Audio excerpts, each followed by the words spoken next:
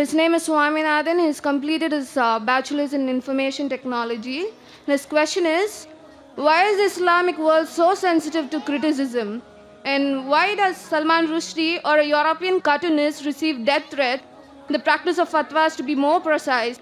Isn't there a better way to react to this? There should be. Sister asked a good question on behalf of a non-Muslim brother, that why are Muslims so sensitive to criticism? And in reference to Salman Rushdie, why are you so sensitive to criticism? Sister, every individual is sensitive. You show me one human being in the world who is not sensitive. But the sensitivity keeps on changing.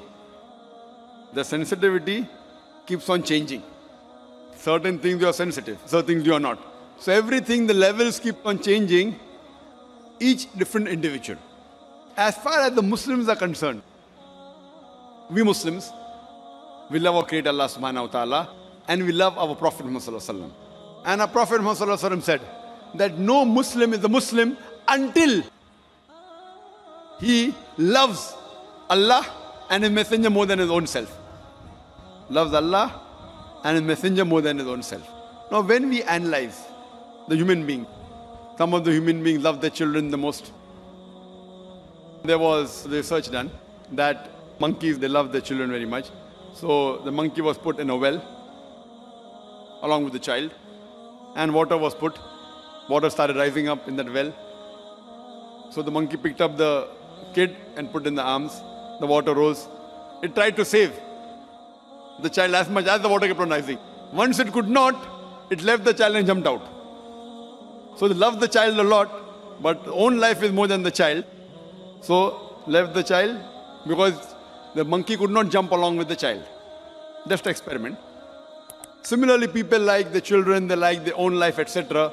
But as far as the Muslims are concerned, we love Allah and His Messenger more than ourselves. For example, if you abuse me, I would not like it, but I would not mind it.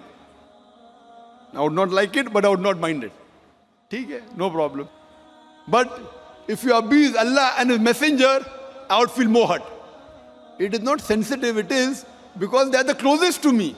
So to the Muslims, Allah and the Messenger are the closest.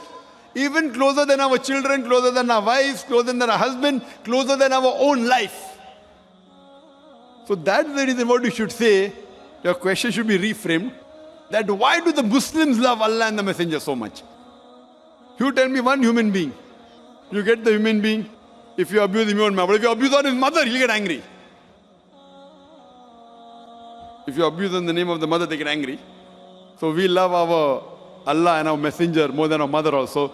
So based on these things, the Muslims, they want to clarify. So when Salman Rushdie, being a so-called Muslim in inverted commas, born in a Muslim family, when he wrote book and criticized falsely, just for a few, just for money, so that's the reason the Muslims objected. You say, are there any better ways? There are many ways of objecting. I don't agree that all the ways the Muslims objected are right. Many a time they destroy property which is wrong. I don't agree with it. But they are sensitive because it deals with our Creator Allah subhanahu wa ta'ala Messenger. But we should feel bad. But some of them overreact. Some of them took out protest, which were violent, which should not be. Some were peaceful, which is good. Best is to reply. And if you hear my talk on, is religious fundamentalism a stumbling block to the freedom of expression, I have given details. What did Salman Rushdie do? And how did he write the book? And the first country that banned the satanic verses was which country?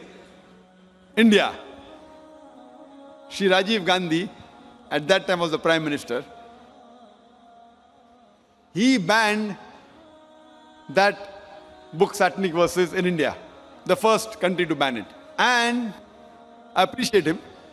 But unknowingly, he did not know that in that same Satanic Verses, besides speaking bad about Prophet of Islam and Allah subhanahu wa ta'ala, he even spoke bad about Sita and Ram, Shri Ram, which People, when they read the book, they may not realize, they just superficially read it. And imagine, I'm asking the question to the British government. A few years back, there was an American author, writer, who uses a 4-letter word for Margaret Thatcher's policies. Margaret Thatcher's policy. 4-letter word, father, uncle, cousin, king. And they banned him from coming to UK. Why? He uses the 4-letter word. This Salman Rushdie, he uses the same word and makes it active, ing, many times for the British policy, for Margaret Thatcher, and he calls her, you know what, in his book, Maggie the bitch. Now fine, if you say, maybe the Britishers are bold, they wouldn't mind. But imagine if you meet the son of Margaret Thatcher and tell him that Salman Rushdie called you a son of a bitch. What will he do? He will hammer you. So everyone is sensitive depending upon what the sensitivity is. Imagine the same British government which banned another American author for using a 4-letter word allows Salman Rushdie. Why? The reason is why? Because he abuses our Prophet Muhammad Sallallahu Alaihi Wasallam. So because he abuses the Prophet Muhammad Sallallahu Alaihi Wasallam, they can digest the same 4-letter word for Margaret Thatcher because he abused the Prophet of Islam. So this is how the policies keep on changing. So what we realize that in Islam, there is freedom of expression, the freedom of speech, but it should not go beyond the limit. It should not hurt anyone. And it should be with proof. If it hurts anyone and if it's logical and proof, it's different. But you cannot malign anyone. Maligning and backbiting is not allowed in Islam. So based on that, the Muslims, because Salman Rushdie, he maligned and he abused our Prophet Muhammad, that's the reason the Muslims felt bad and they agitated, which agree with it. And if we analyze, in most of the religions, the punishment for blasphemy is high.